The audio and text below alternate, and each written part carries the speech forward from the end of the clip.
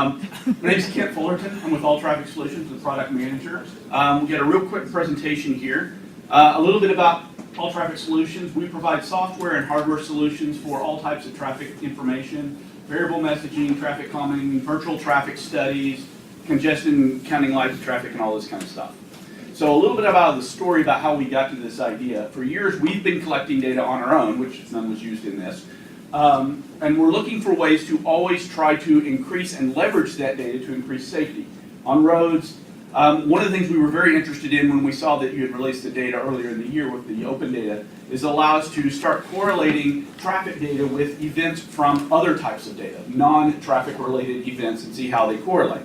So we started down this path, and first of all, we started thinking about what types of things might be correlated with traffic. So first thing we looked at, did Uber and or Lyft make traffic safer?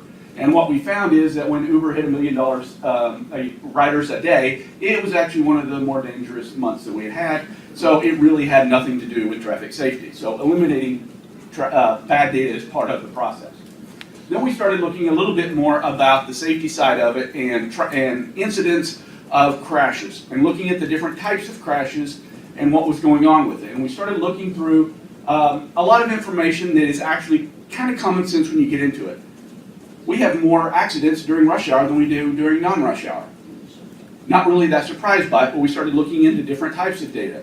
We started thinking about some other aspects of it associated with this crash and saying, okay, why are we having so many rear-end crashes? Is it because that iOS 4 was released on June 1st, 2010, that happened to be a peak month? So maybe we're onto something. We kept going with it and found that iOS 5 was another peak month of what had happened.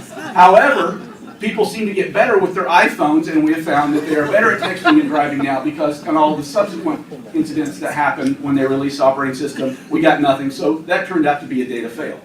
So we kind of came back to it and getting back into what we're getting. We have a few ideas, by the way.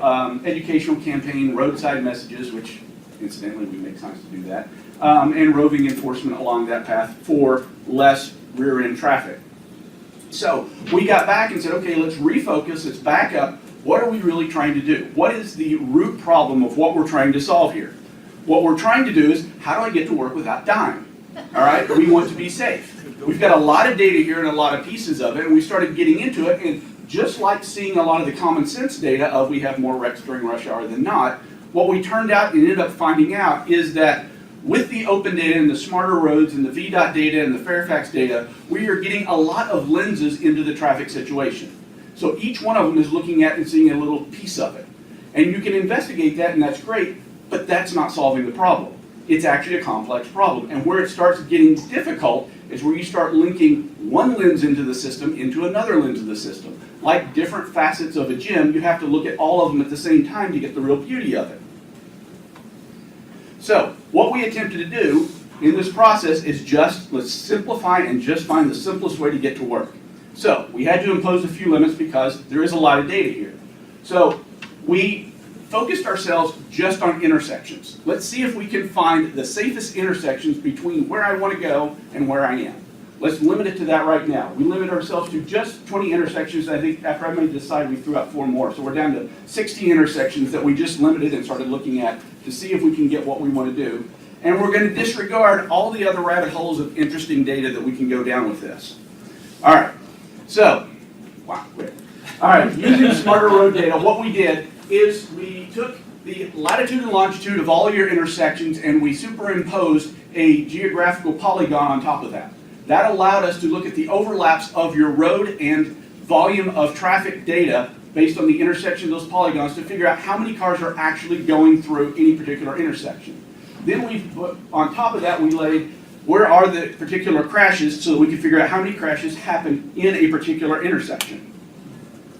And some visualizations. These are all the intersections we started doing polygons on. You start zooming into it, getting information, and then you can put the actual information on top of this of where you have fatal and non-fatal accidents inside of one of these.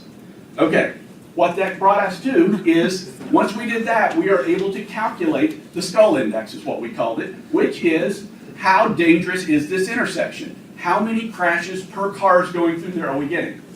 This sign right here is actually rotating through this list of them and based upon a random basis, and when it finds one that has more than 3 skulls, it's providing a message.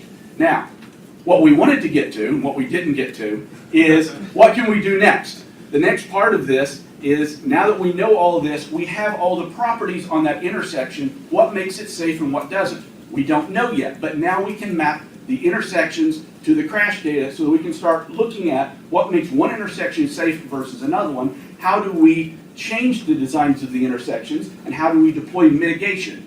We expect that we would be able to find season by season, time of day, weather factors where we can, in real time, change signs and do other notification to let people know where the, so you talked about the heat maps earlier, we would have time-sensitive heat maps of where the dangerous intersections are.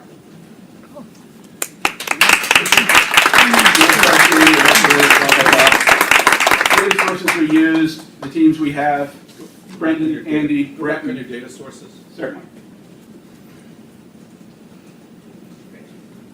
So is the ultimate idea with this is that based on the data versus having it as an application, that there are road signs that would provide further information to drivers on the condition of what's up ahead with regard to an intersection? Absolutely, that is the immediate goal of it. That is the part we could, with the data we have and what we've done the last 2 days, we could roll that part out today. We expect that there is a lot more we can do with that in the future. We can notify via DSRC. We can change signage in other areas to reroute people based on where the dangerous intersections are. All these are things that we have done. The if, then that we put on top of it. We've done a lot of it already, but there is a wealth of technology that's coming out, even to the point of integrating with Waze and things like that and rerouting live traffic as it's going. Even as you start to see that traffic volume start to uptick during that morning rush hour and that afternoon rush hour, to let the driver know, stop paying attention to your phone, look at the sign, keep your heads up versus heads down, because that would eliminate a lot of that rear end collision that we saw in the data. Nice job.